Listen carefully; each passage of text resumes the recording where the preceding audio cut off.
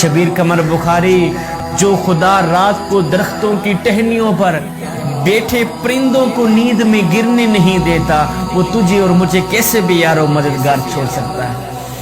اللہ اکبر۔ پوچھا گیا بابا کیا حال ہے؟ اس نے کہا کوئی حال نہیں، اللہ کی نعمتیں کھا کھا کر دانت ٹوٹ گئے ہیں، زبان اس کی ناشکری سے پھر بھی باز نہیں آ رہی۔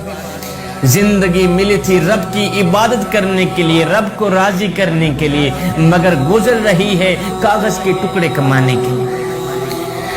ایک بزرگ کی آنکھوں کا آپریشن ہوا نا، تو ڈاکٹر نے کچھ دنوں کے لیے سجدہ کرنے سے روکا۔ بزرگ نے کیا کیا؟ کھانا پینا ہی بند کر دیا۔ گھر والوں نے پوچھا کہ بابا جی ڈاکٹر نے تو آپ کو سجدہ کرنے سے روکا تھا، کھانا کھانے سے تو نہیں روکا تھا۔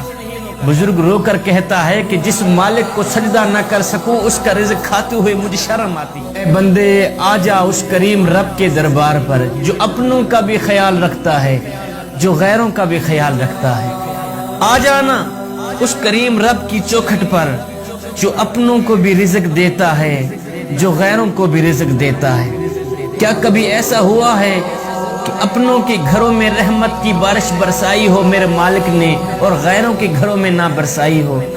کیا کبھی ایسا ہوا ہے کہ اپنوں کے گھروں میں روشنی کا چراغ جلایا ہو میرے مالک نے، اور غیروں کے گھروں میں نہ جلایا ہو؟ کبھی نہیں ہوا نا۔